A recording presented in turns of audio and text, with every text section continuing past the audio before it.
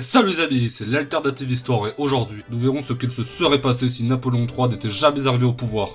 En effet, cet homme, neveu de Napoléon Ier, a une importance clé dans l'histoire de France et du monde en général. Avant de commencer notre scénario, commençons par établir le contexte historique. Pour ceux qui connaissent déjà l'histoire, veuillez vous rendre au minutage indiqué à l'écran. Revenons donc un peu en arrière, avec la révolution de 1848. Cette dernière a plusieurs facteurs. Premièrement, de mauvaises récoltes en 1846-47 qui créent une crise économique qui met une majorité des ouvriers au chômage et secondement, l'interdiction d'un banquet. En effet, les réunions politiques étant interdites, l'opposition dynastique et les républicains ont trouvé un moyen de contourner cette interdiction, en organisant des banquets. Non, c'est sérieux. Dans ces banquets, de nombreux toasts à connotation politique sont portés. L'un d'entre eux, celui du 22 février 1848, sera interdit, ce qui provoquera une insurrection générale qui mettra fin à la monarchie de Juillet et qui fera débuter la Deuxième République.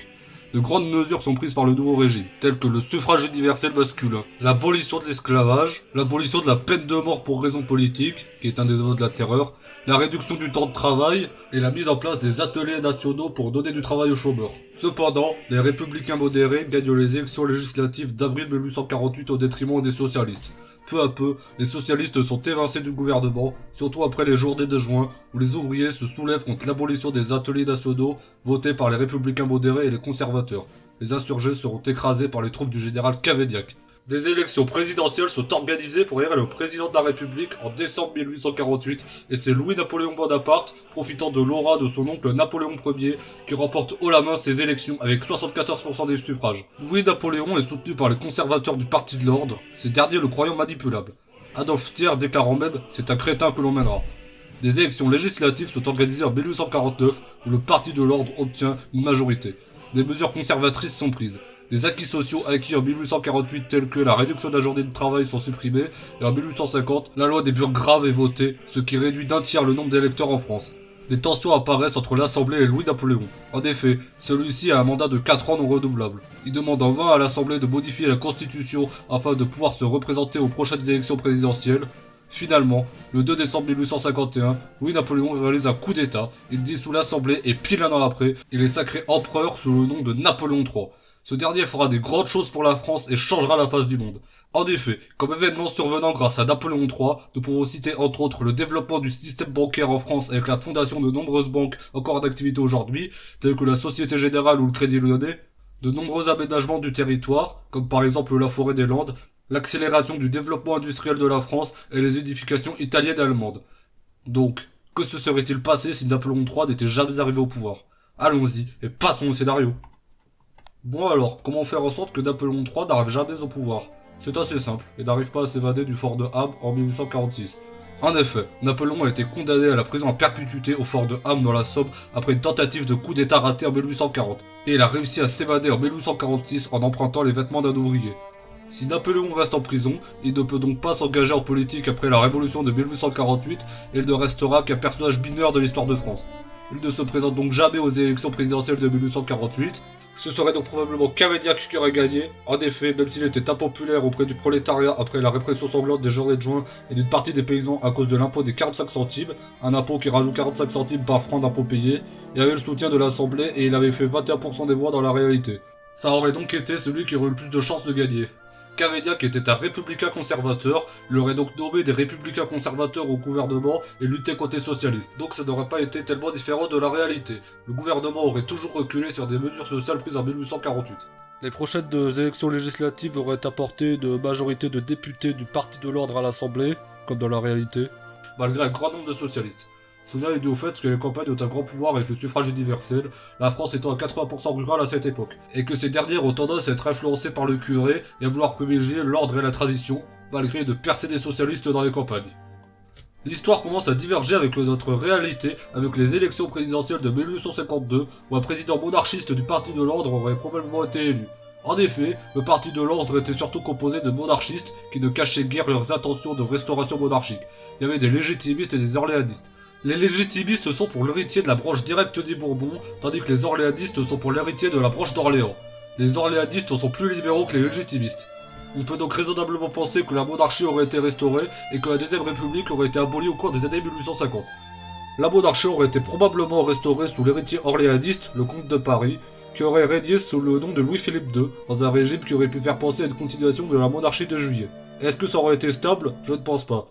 En effet, les socialistes auraient été une force non négligeable en France, et au fil des décennies, des changements sociétaux déstabilisant le régime seraient arrivés, tels que l'industrialisation, l'urbanisation progressive de la France, ou tout simplement des idées nouvelles. Mais ça ne veut pas dire qu'il n'y a aucun changement. En effet, de nombreux aménagements ont été effectués par le Second Empire de Napoléon III dans la réalité, comme la création de la forêt des Landes en Aquitaine.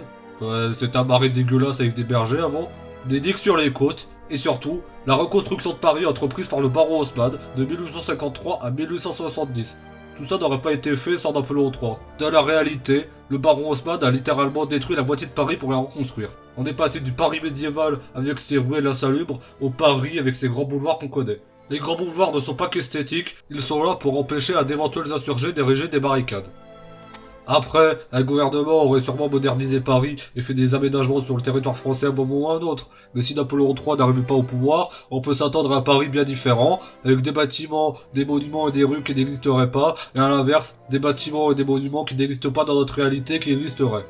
De plus, l'absence de grands boulevards parisiens aurait pu changer le cours d'insurrection, qui aurait pu encore plus changer l'histoire politique française et par extension, l'histoire de l'Europe et du monde. Mais ce que l'absence de Napoléon III aurait le plus changé, ça aurait été l'unification italienne. Enfin, la non-unification italienne du coup. Dans la réalité, Napoléon III a été un grand soutien de l'unification italienne en envoyant des troupes au royaume de Piémont-Sardaigne se battre contre l'Autriche en échange de Nice et la Savoie, ce qui a permis au royaume de Piémont-Sardaigne de récupérer la Lombardie et d'engager le processus d'unification italienne. Or, un autre gouvernement aurait sûrement bien moins soutenu l'unité italienne, il est donc probable que l'Italie ne s'unifie jamais dans cette réalité. La péninsule italienne serait donc restée en partie sous influence autrichienne et le pape aurait conservé tout le centre de l'Italie.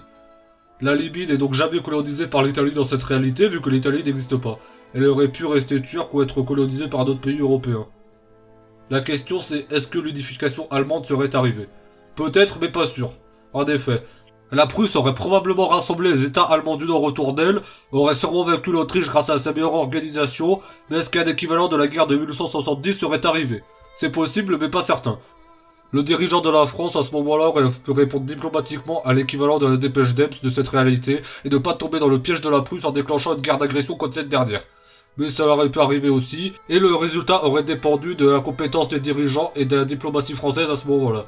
Donc en plus de l'Italie, on aurait peut-être vu d'Allemagne qui ne serait pas unifiée dans cette réalité aussi.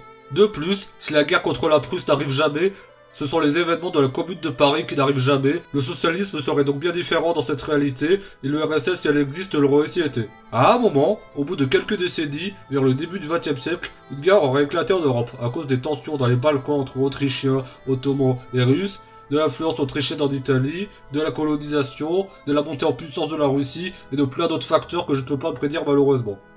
Mais une non-unification de l'Italie et une possible non-unification totale de l'Allemagne auraient changé les alliances dans l'équivalent de la première guerre mondiale de ce monde, qui n'aurait peut-être pas duré plusieurs années comme dans notre réalité. Malheureusement, je vais m'arrêter là, le scénario devient trop vague pour pouvoir faire des prédictions qui ont un sens.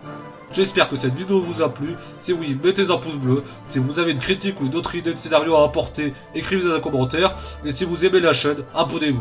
Sur ce, à dans 2 semaines, et au revoir.